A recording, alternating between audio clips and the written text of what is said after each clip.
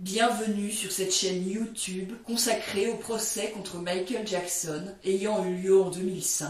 Sur cette chaîne, je résume le procès jour après jour en m'appuyant sur la retranscription du procès venant du tribunal de Santa Maria en Californie. Si vous ne l'avez pas déjà fait, je vous recommande fortement de visionner mes vidéos précédentes afin d'avoir une vision précise du déroulement de ce procès et de prendre connaissance de l'ensemble des informations. Dans la vidéo d'aujourd'hui, je vais résumer le déroulement du procès le 13 mai 2005, 51e jour du procès après la sélection du jury.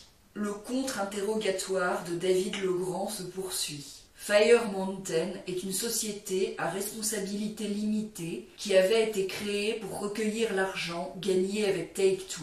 Le procureur dirige visiblement ses questions sur les finances de Michael Jackson afin de démontrer qu'il aurait été proche de la faillite et sur ses liens avec l'homme d'affaires Al Malnick. David Legrand avait aussi fait une investigation sur Al Malnick. Il ne sait pas pourquoi les 965 000 $ ont été utilisés et si Michael Jackson était au courant. Il confirme que le business plan de Dieter et Ronald pour Michael Jackson s'appelait MJ Universe et qu'il avait été développé avant d'avoir connaissance de la situation financière de Michael Jackson.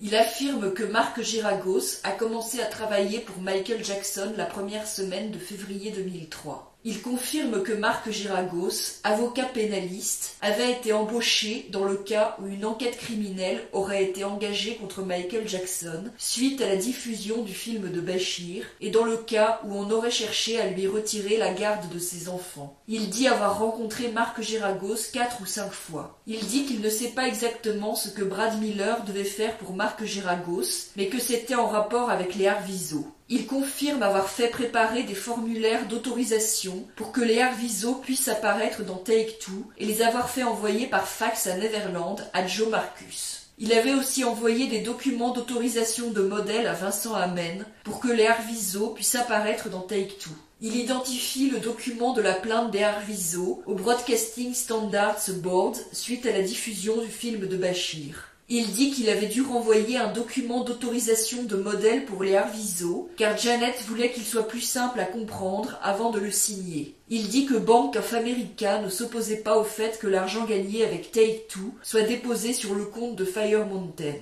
La défense appelle comme témoin Mark Geragos, avocat à Los Angeles, dont Michael Jackson a été le client pendant 16 mois. Il dit qu'il l'a rencontré pour la première fois la première semaine du mois de février 2003 et qu'il a été engagé pour le représenter peu de temps avant de le rencontrer à cause d'accusations faites dans les médias et de plaintes concernant ses aptitudes parentales suite à la diffusion du film de Bashir. Il voulait aussi en savoir plus sur les Arvizo, car Gavin apparaissait dans le film. Une interview pour 60 minutes a été organisée à Neverland en février 2003 et Mark Geragos a vu Gavin à Neverland ce jour-là. Finalement, Mark Geragos a demandé à ce que l'interview n'ait pas lieu. Il se souvient d'avoir vu Gavin parler avec Ed Bradley et un producteur. Il a aussi aperçu Janet Arvizo qui parlait au producteur et ne l'a jamais revu par la suite. Par la suite, il a impliqué un détective privé et a demandé à des associés de sa firme de faire des recherches pour défendre les intérêts de Michael Jackson.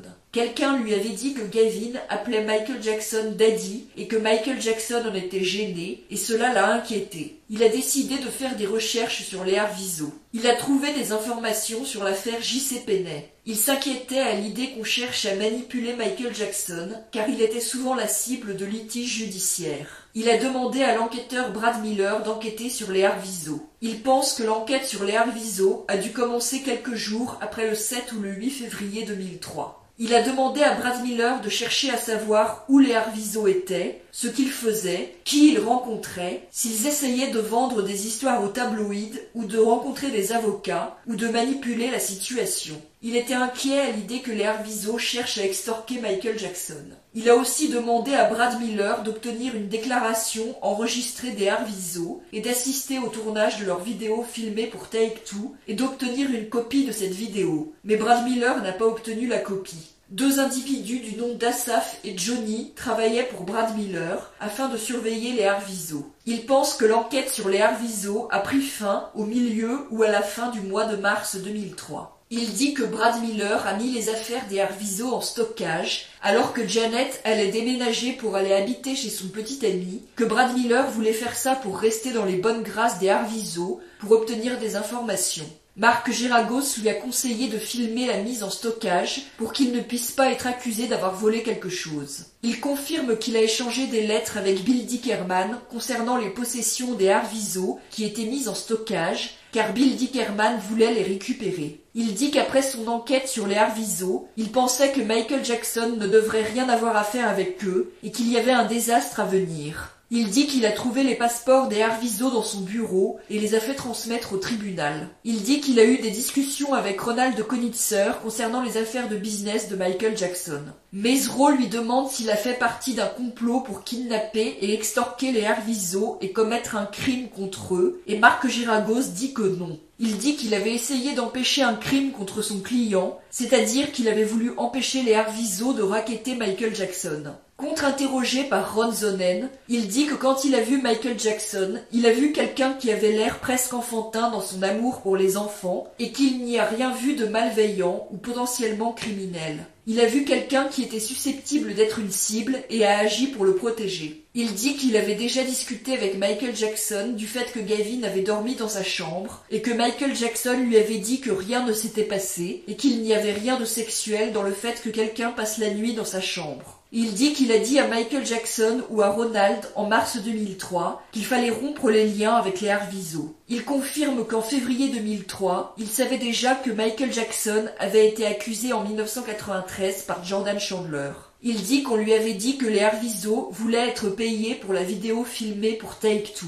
Il affirme que Janet avait demandé à Brad Miller d'être présent pour l'interview des Arvizo avec les assistantes sociales du DCFS, mais que comme il ne pouvait pas être là, il y avait envoyé Asaf. C'est ici que se termine ce résumé de la journée de procès. Si vous voulez lire la retranscription du procès, vous trouverez le lien de la retranscription sous la vidéo. Si vous appréciez mon travail, je vous encourage à vous abonner, à liker la vidéo et à la partager.